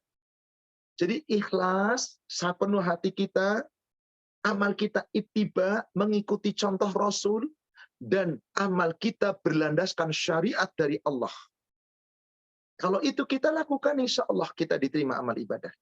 Maka 3 syarat itu mutlak, tidak boleh terpisah dari ikhlasnya, dari itibanya, dan mengikuti syariatnya. Syariatnya adalah 1, Al-Quran, Al-Hadis. Itiba yang kita ikuti hanyalah 1, manusia yang disebut namanya oleh Allah sebagai Muhammad sallallahu alaihi wasallam, Rasulullah. Kalau itu kita lakukan, insya Allah kita akan diterima amal ibadah. Wallahu a'lam. Demikian. Izin bertanya Pak Ustadz, apakah orang yang selfie ketika umroh atau tawaf di depan Ka'bah, lalu di-share ke media sosial, termasuk riya, apakah hal tersebut mengurangi nilai ibadahnya? Terima kasih. Saya tidak mau menjustis. Apakah dia termasuk riya? Apakah mengurangi amal ibadahnya? Saya tidak mau menjustis karena ini haknya Allah. Yang berhak menerima amal ibadah, yang berhak menolak amal ibadah, bukan manusia tapi Allah. Tapi mari saya tunjukkan hadis. Bagaimana jika orang itu dalam rangka memperlihatkan riya, biar orang tahu saya lagi umroh. Lalu pengen dilihat supaya orang tahu saya lagi umroh. Lalu pengen didengarkan populer, oh saya ahli ibadah, bahkan saya tidak pernah berhenti dari umroh. Tiap tahun saya umroh ke tanah suci. Maka berhati-hatilah. Kalau boleh jadi itu niat utamanya, maka Allah tidak menilai sedikit pun. Itulah yang paling ditakuti oleh Nabi Sallallahu Alaihi Wasallam. Di kitab Bulughul Maram, nomor hadis 1513. PDF-nya nomor hadis 1530. Dari Mahmud bin Labid. Rasulullah Sallallahu Alaihi Wasallam telah bersabda, Inni akhwafa ma akhafu alaikum asyirkul asghar. Sungguh yang paling aku takutkan atas kalian adalah syirik yang kecil. Apa itu syirik yang kecil? Ar-riya. Anda beramal tapi ingin dilihat. Anda beramal tapi ingin didengar. Nah, nanti Allah yang akan menilai Anda ketika Anda sedang tawaf di depan Ka'bah sambil selfie, kemudian di-share ke Instagram Anda. Biar orang lihat saya lagi tawaf. Lalu Anda berbicara di situ lewat bahwa aku lagi di sana. Allah perdengarkan supaya orang mendengar bahwa kamu sedang berdoa, sedang ibadah. Berhati-hatilah. Kalau ini masuk riya, Allah nggak diterima. Allah nggak terima amalnya. Maka dari hadis Muslim, nomor hadis 2506, dari sahabat Abdullah bin Abbas, semoga Allah meridhoinya, qala Rasulullah sallallahu alaihi wasallam, telah bersabda Rasulullah sallallahu alaihi wasallam, man sama'a sama'ahu Allahu bihi wa man ra'a ra'ayallahu bihi.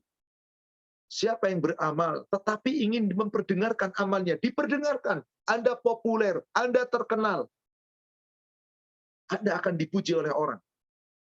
Wa man ra'a, siapa yang ingin dilihat, dipuji amal Anda oleh orang lain, Anda akan memperlihatkannya dan Allah perlihatkan, Anda dipuji. Dapat apa dari Allah? La, nol. Seperti itu keterangan. Adapun yang berbuat, saya tidak berani menilai, silahkan Allah yang menilai. Tapi berdasarkan hadis ini, perlukah kita lagi tawaf, lalu kita share? Perlukah ketika kita sedang ibadah, lalu kita tampilkan?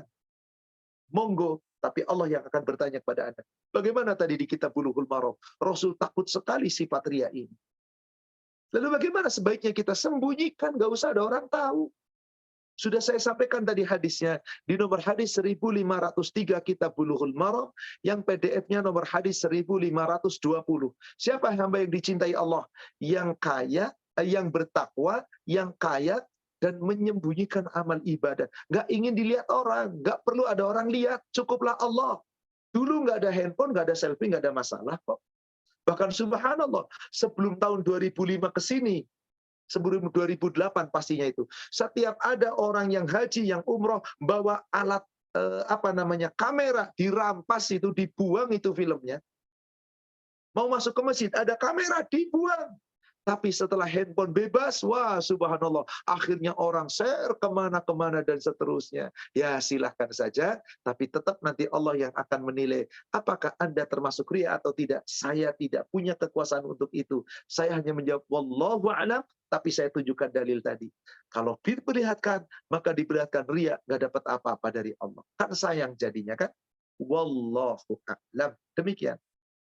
Terima kasih. Pertanyaan selanjutnya, Afwan Ustadz, mohon penjelasan, apakah ada dalilnya hamba Allah yang khusus membacakan surat Al-Fatihah dalam jumlah tertentu, semisal 41 kali, 70 kali, atau 100 kali untuk anak atau anggota keluarga lainnya, agar niatnya tercapai.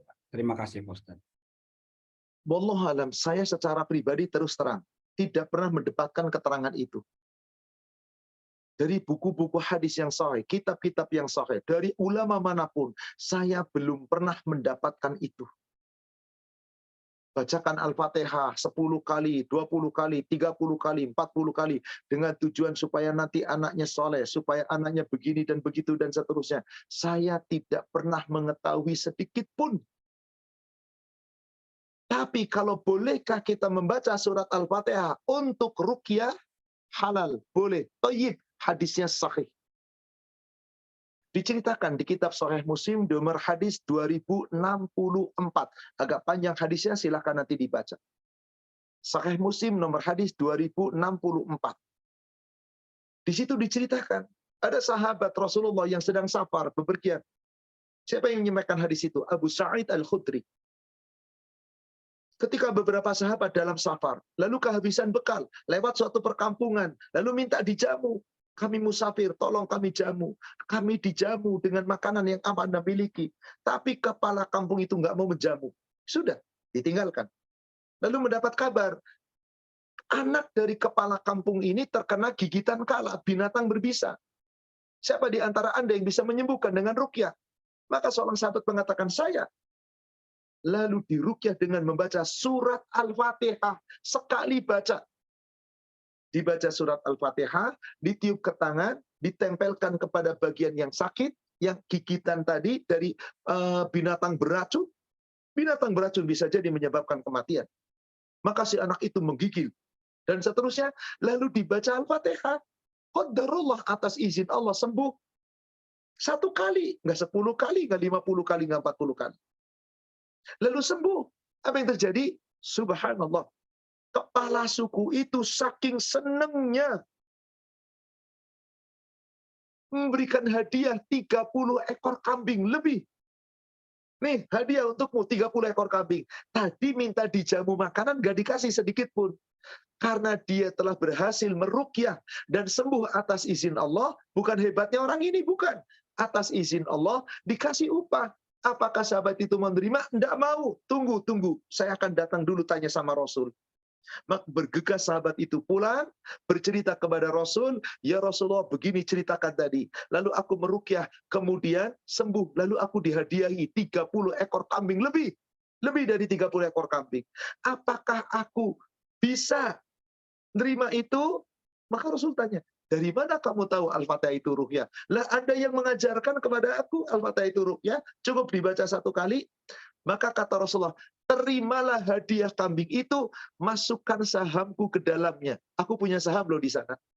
Kenapa? Seakan-akan Rasul hendak bercanda. Karena yang ngajarin ruqyah Al-Fatihah itu aku, berarti aku punya saham di sana, bayaran kambingnya. Sini bagian kambingku. Kira-kira seperti itu Rasulullah. Hendak bergurau dengan sahabat. Diterima 30 ekor kambing. Lalu sahabat itu membagikan kambing itu kepada sahabat yang lain.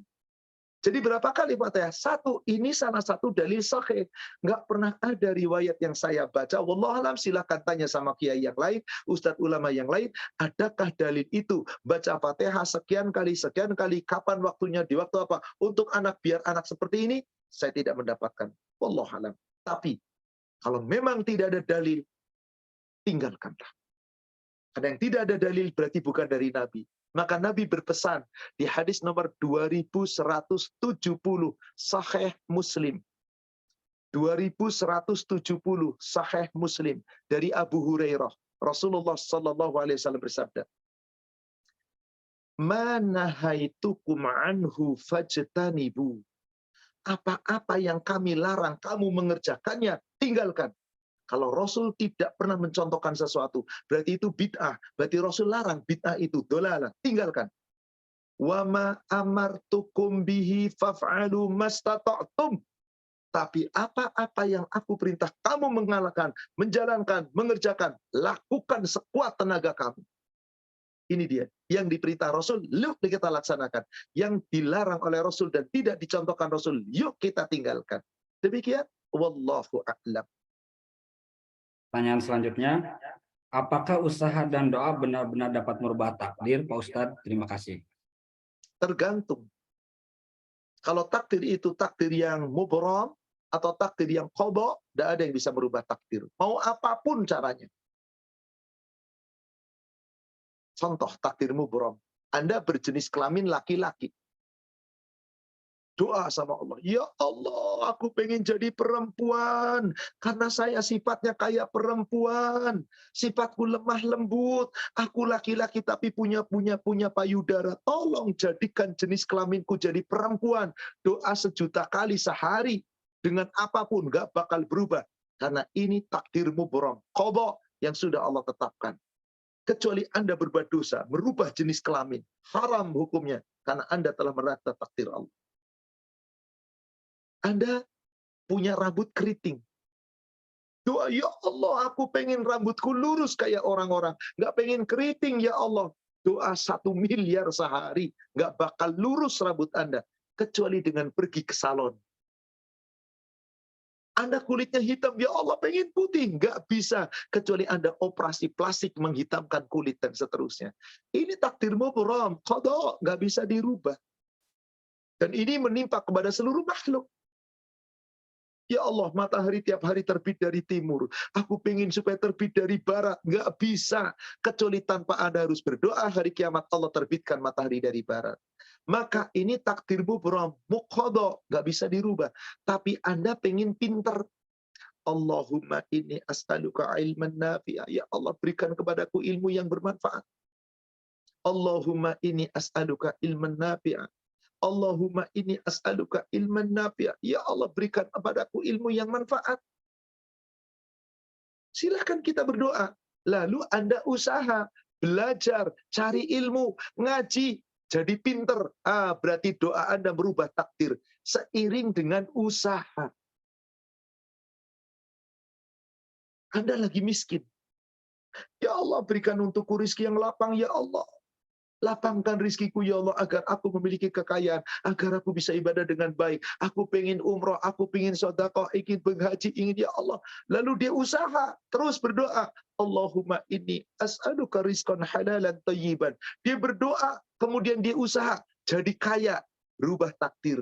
Takdir apa yang ini namanya? Mu'allaq. Atau takdir yang sifatnya qadar. Allah rubah karena doa Anda dan dibarengi dengan usaha. Ini seiring dengan ayat Al-Quran. Firman Allah di surat 13, surat Ar-Ra'du, ayat yang ke-11. Di bagian tengah-tengah ayat. Innallaha la yughayyiru ma biqaumin hatta yughayyiru ma bi anfusihim. Sesungguhnya Allah tidak pernah akan merubah keadaan suatu kaum sampai mereka mau merubah keadaan mereka sendiri. Lalu dia berdoa, lalu dia berusaha, maka berubahlah takdir itu. Bisa, bisa.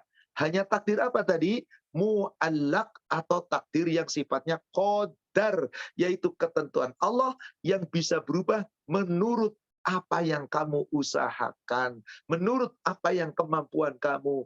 Maka kamu bisa tadinya miskin jadi kaya karena kamu berdoa dan berusaha. Kamu tadinya bodoh jadi pintar karena berdoa dan berusaha. Tapi Anda doa, ya Allah aku pengen pintar, aku bodoh, nggak pernah belajar, nggak pernah berusaha, nggak pernah membaca Quran, nggak pernah datang taklim. Kapan Anda pintar? Dia dapat ilmu laduni Ustaz, nggak pernah belajar, tiba-tiba dapat ilmu, dusta. Nggak mungkin. Demikian. Wallahu a'lam. Afan tadi ada yang bertanya, Ar-Ra'du ayat berapa? Surat 13 ayat 11 di bagian tengah-tengah ayat. Demikian. Wallahu a'lam. Baik, pertanyaan selanjutnya. Izin bertanya Pak Ustadz. Saya pernah dengar seorang Ustadz, beliau mengatakan seseorang masuk surga itu karena rahmat Allah. Lantas pertanyaannya, bagaimana dengan amal perbuatan yang kita lakukan, Pak Ustadz? Terima kasih. Saudaraku seiman yang semoga dirahmati Allah, masuk surga karena rahmat Allah tepat sekali, dan itu berdasarkan hadis yang sahih. Lalu bagaimana amal kita? Ngapain kalau kita masuk surga hanya karena rahmat Allah? Percuma dong amal kita. Cara menjawabnya dengan dalil, dengan ilmu, dengan iman, bukan dengan hawa nafsu. Kalau ada orang yang mengatakan, percuma kalau gitu kita kalau ibadahnya yang belum tentu dapat rahmat Allah. Kalau gitu ngapain ibadah berharap rahmat Allah saja? Tidak. Rasul tidak mengatakan demikian. Untuk memahami itu, kita buka ayatnya, kita buka hadisnya. Bagaimana hadisnya? Tolong kita buka Sahih Muslim. Silakan Bapak Ibu perhatikan hadis Sahih Muslim. Nomor hadis 2414. Dan nanti saya tunjukkan pula nomor hadis 2415. Bagaimana Rasulullah SAW menyatakan itu? Nabi SAW menyatakan bahwasanya amal kita itulah bukan yang menyebabkan masuk surga, tapi rahmat Allah. Jabir bin Abdullah menyampaikan itu. Silakan periksa hadisnya 2414. Sahih Muslim. Yaqulu, Rasulullah bersabda, la yudkhilu ahadam minkum amaluhul jannah wala yujiruhu minan nar wala ana illa birahmatim minallah. Bukanlah amal seorang di antara kamu yang menyebabkan kamu masuk surga. Bukanlah amal seorang di antara kamu yang menyebabkan kamu terhindar dari neraka. Demikian pula amalku, tetapi karena rahmat Allah. Gimana dong Ustaz cara menyangkap ini? Baik. Tadi ada yang bertanya, Ustadz, apa syaratnya amal diterima? Ikhlas, ittiba mengikuti contoh Rasul, dan mengikuti syariat Al-Quran dan hadis. Berarti imani Allah, imani Rasul dengan sebenarnya dalam beramal. Anda dapat rahmat Allah. Maknanya apa? Anda sholat, Anda puasa, Anda zakat, Anda haji. Kalau nggak ikhlas, kalau nggak ittiba, kalau nggak ikuti syariat, percuma, tertolak. Berarti amal kita jaga, jangan asal beramal. Sholat jangan asal sholat, puasa jangan asal puasa, ngaji jangan asal ngaji, baca Quran jangan asal baca Quran. Lakukan itu dengan 3 syarat tadi. Maka dengan itu Anda mendapatkan rahmat Allah. Surga. Maka kita harus beramal. Tapi amal yang sungguh-sungguh karena Allah. 3 syarat tadi terpenuhi. Maka Rasul menyebutkan hadis yang agak panjang sedikit. Di berikutnya 2415. Dari Ummul Mukminin Aisyah. Dari Nabi SAW. Kata Aisyah Ummul Mukminin. Annahat kanat taqul. Sesungguhnya Nabi SAW bersabda. Apa kata Nabi? Sadidu wa qaribu wa abshiru fa innahu la yudkhilal jannata ahadan amaluhu. Apa kata Rasulullah? Tingkatkanlah amalmu dengan baik. Lebih dekatlah kamu dalam perbuatan baik. Bergembiralah karena sesungguhnya bukan amal seseorang yang dapat masuk surga. Kalau ada seorang sahabat kemudian bertanya, wala anta ya Rasulullah, apakah amal Anda juga ya Rasulullah bukan menyebabkan masuk surga? Rasul mengatakan, qala wala ana. Ya, amalku tidak bisa menyebabkan aku masuk surga. Illa kecuali ayyataghammadaniyallahu minhu birahmatin. Kecuali Allah telah melimpahkan rahmatnya itu kepada aku. Dengan amalku aku lakukan dengan sungguh-sungguh, ikhlas karena Allah, mengikuti aturan Allah, maka aku mendapatkan rahmat melalui amalku. Amal yang baik. Maka aku masuk surga. Maka Allah katakan, Rasul katakan, wa'lamu anna ahabba al-amali ilallah adwamuhu wa in qalla. Ketahuilah, amal ibadah yang sangat dicintai Allah adalah amal ibadah yang kamu kerjakan dawam, rutin, dijaga, terus-menerus, meskipun jumlahnya sedikit, tapi sesuai aturan. Ini baru Anda akan dapat rahmat Allah. Jadi betul pertanyaannya tadi. Betulkah ada ustadz mengatakan, bukan amalmu yang menyebabkan masuk surga? Betul, sahih hadisnya. Jadi bukan berarti ya udah nggak usah beramal, tidak. Bagaimana ayat menyebutkan tentang itu? Coba kita periksa ayatnya. Surat 57 ayat ke-28. Ya ayyuhalladzina amanu, hai orang-orang yang beriman, ittaqullah, bertakwalah kamu kepada Allah. Wa aminu bi rasulih, dan tetaplah kamu beriman kepada Rasulnya. Tetaplah kamu mengimani Allah, bertakwa kepada Allah, tetaplah kamu mengimani Rasul. Berarti apa maksudnya? Taati Allah, taati Rasul. Yu'tikum kiflaini min rahmatihi. Jika kamu beramal ibadah, mentaati Allah dan Rasulnya, niscaya kamu diberikan oleh Allah rahmatnya Allah 2 bagian. Wa yaj'al lakum nura. Allah jadikan dengan rahmat itu cahaya iman. Tamshuna bihi. Dengan cahaya iman itu kamu berjalan menuju surga. Wa yaghfir lakum, Allah ampuni dosamu. Allahu ghafurur rahim. Allah Maha Pengampun lagi Maha Penyayang. Ayat ini jelas saudara sekalian. Kalau Anda nggak ibadah, nggak bakal dapat rahmat Allah. Kalau Anda asal ibadah, nggak dapat rahmat Allah. Bagaimana supaya dapat rahmat Allah? Beramal ibadahlah dengan cara mentaati Allah dan Rasulnya.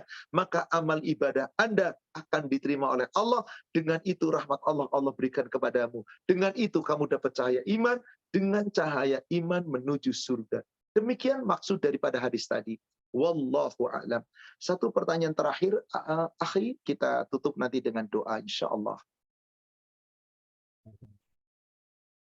Izin bertanya Pak Ustadz, bagaimana dengan hadis yang mengatakan bahwa Al-Fatihah tergantung dengan niat si pembaca? Apakah hadisnya sahih? Lalu satu lagi Pak Ustadz, Ustadz yang mengatakan bahwa wali yang bermimpi didatangi Rasulullah, amalannya perlu diikuti diikuti. Bagaimana melihat seorang yang disebut wali setelah tabiat zaman sekarang? Terima kasih Pak Ustadz. Saudaraku seiman yang semoga dirahmati Allah, saya tidak pernah melihat suatu hadis yang menyatakan itu. Bagaimana Fatihah tergantung niat kamu. Wallahu a'lam. Yang jelas hadis yang sahih adalah Al-Fatihah adalah kewajiban kita setiap kita sholat. Wajib dibaca. La salata liman lam yaqra' bi Fatihatil kitab. Adapun yang bertanya, bacalah Fatihah. Fatihah tergantung niat Anda. Allah alam, saya tidak berani berkomentar. Dan saya belum pernah membaca hadis yang sahih tentang itu. Saya fakir dalam ini ilmunya. Silahkan penanya bisa bertanya kepada ustadz yang lain. Jika ada yang menjawab, minta tolong kepada ustadz itu. Tolong tunjukkan dalilnya di mana. Adakah hadisnya? Riwayat siapa? Silahkan. Tapi saya secara pribadi, saya tidak pernah menemukan dalil tentang itu. Saya tidak tahu, wallahu a'lam. Saya fakir, saya tawakuf dalam hal ini. Saya tidak berani menjawab.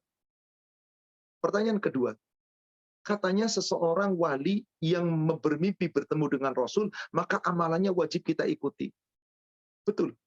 Kalau wali itu jujur, bertemu dengan Rasul dengan jujur. Orang sekelas Imam Asy-Syafi'i yang menjadi panutan mazhabnya orang Indonesia, ulama besar, salah satu tabi'ut tabi'in yang telah betul-betul keilmuannya luar biasa. Beliau di dalam kitab bercerita, sesungguhnya aku sangat rindu berjumpa dengan nabiku. Orang yang kata-katanya wajib diikuti. Jika ada kata-kataku yang menyelisih sunnahnya, maka buang jauh-jauh. Hanya satu orang ini yang kata-katanya wajib Anda dengar dan ikuti. Muhammad sallallahu alaihi wasallam. Sungguh demi Allah, aku rindu dan aku ingin sekali ketemu. Meskipun hanya berjumpa dalam mimpi. Pernahkah Imam Syafi'i mengatakan, aku pernah bermimpi melihat Rasul? Orang sekelas Imam Syafi'i. Demikian muridnya sekelas Imam Ahmad bin Hanbal. Maaf, di negara kita sekarang ini. Banyak sekali seorang ustadz yang kemudian gegabah mengatakan, saya bermimpi ketemu Rasul. Bahkan ada ustadz yang berani bercerita di hadapan para ulama yang lain. Saya sedang sholat malam, tiba-tiba duduk di depan saya Rasul. Manggil nama saya dan saya lihat Rasul. Silahkan dia bercerita. Demi Allah, ceritanya dimintai tanggung jawab oleh Allah. Padahal untuk bisa melihat Rasul tidak semudah itu. Hadisnya sahih. Riwayat Imam Muslim. Mimpi itu ada 3. Mimpi buruk datangnya dari setan, berlindunglah kepada Allah. Lihat ke kiri, ludah 3 kali. Mimpi yang baik datangnya dari Allah, kamu boleh ceritakan kepada siapapun. Yang ketiga, mimpi yang berjumpa denganku. Maka siapa yang bermimpi berjumpa denganku, dia telah bermimpi seakan-akan berjumpa denganku dalam wujud yang asli. Tapi apakah bisa sembarang orang bertemu dengan Rasul walaupun dalam mimpi?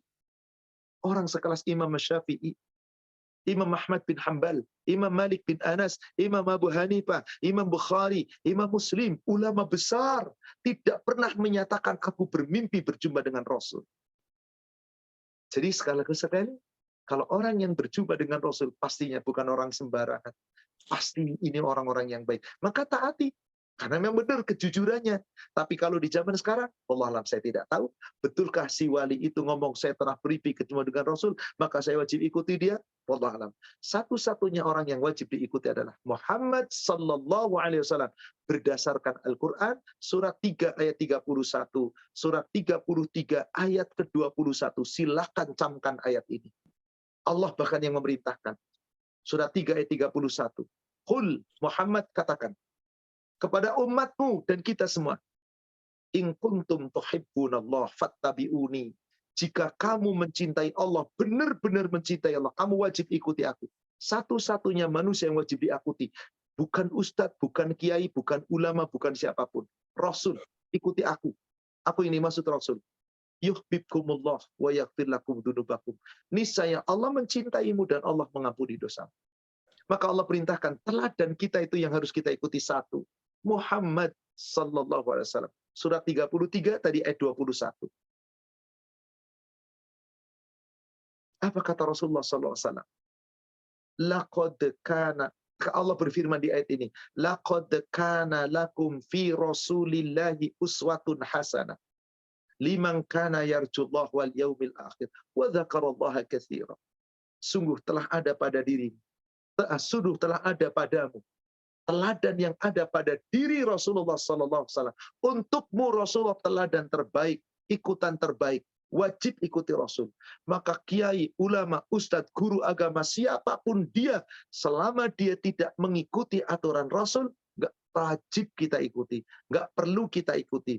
Tapi siapapun guru, ulama, bahkan nggak disebut kiai, nggak disebut ulama, tapi dia mengikuti contoh Rasul, menyampaikan dalil dari Rasul, maka ikuti. Bukan ulama itu yang diikuti, karena dia telah menunjukkan dalil bahwa ikuti Allah dan Rasulnya.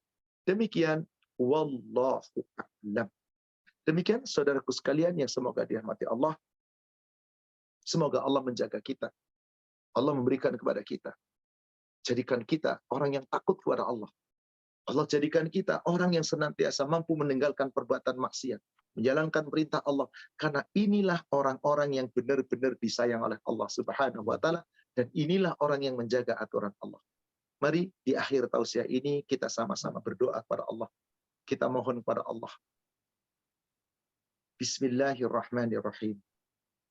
Alhamdulillahirabbil alamin. Hamdan katsiran tayyiban mubarakan fih kama yuhibbu rabbuna wa yarda. Allahumma shalli ala Muhammad wa ala ali Muhammad.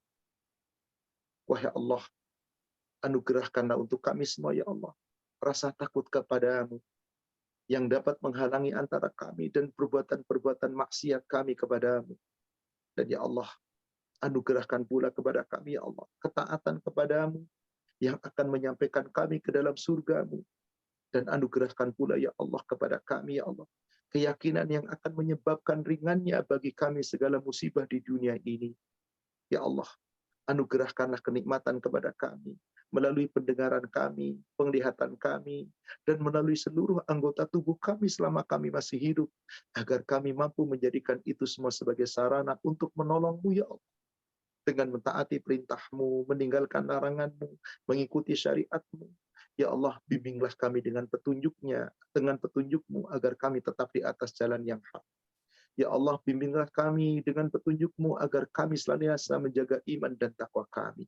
Ya Allah, jadikan untuk kami ya Allah musibah yang kau timpakan kepada kami adalah musibah hanya urusan dunia, bukan musibah dalam urusan agama kami. Ya Allah, jangan pula Engkau jadikan dunia ini sebagai cita-cita terbesar kami. Jadikan ya Allah dunia hanyalah sekedar ujian bagi kami. Dan jadikan kami ya Allah menjadi calon-calon penghuni surgamu. Rabbana hablana min azwajina wa dhurriyyatina qurrata a'yun waj'alna lil muttaqina imama. Rabbana hablana min ladunka dzurriyyatan thayyibah innaka sami'ud du'a. Rabbi ij'alna muqimas salati wa min dhurriyyatina rabbana wa taqabbal du'a. Rabbana ighfir lana wa liwalidayna wa lil muslimina wal muslimat wal mu'minina wal mu'minat al ahya'i minhum wal amwat innaka sami'un qaribun mujibud da'wat. Rabbana atina fid dunya hasanah wa fil akhirati hasanah wa qina adzabannar. Wa sallallahu ala sayyidina Muhammadin wa ala alihi wa ashabihi ajma'in wa akhiru da'wanil hamdulillahi rabbil alamin. Amin ya rabbal alamin. Semoga Allah mengabulkan doa kita. Demikian saudaraku seiman, insyaallah kita berjumpa kembali di waktu yang akan datang, di bulan depan, di waktu yang sama dan hari yang sama, insyaallah. Demikian, mari sama-sama kita akhiri dengan kafaratul majlis. Subhanaka Allahumma wa bihamdika asyhadu an la ilaha illa anta astaghfiruka wa atubu ilaik. Alhamdulillah billahi taufik. Assalamualaikum warahmatullahi wabarakatuh. Waalaikumsalam warahmatullahi wabarakatuh. Terima kasih Pak Ustadz kepada atas Pak Gunawan, tausiahnya. Ibu Puji dan juga Pak Rekan. Saya mohon pamit. Barakallahu Amin. fikum. Terima kasih. Semoga sehat Pak. Amin ya rabbal alamin. Demikian juga untuk Bapak dan Assalamualaikum keluarga dan warahmatullahi wabarakatuh. Amin. saya mohon pamit Pak Gunawan Ya, dan Ibu Puji baik, dan Pak. semuanya. Terima kasih Bapak. Terima kasih. Ya, kepada semua, sekali lagi kepada semua mengucapkan terima kasih dan juga semoga tausiah ini bisa bermanfaat dan dapat diamalkan. Amin. Amin ya rabbal alamin. Wassalamualaikum warahmatullahi wabarakatuh. Salam sehat sampai bulan depan. Dan semangat dan bahagia selalu. Amin. Terima kasih.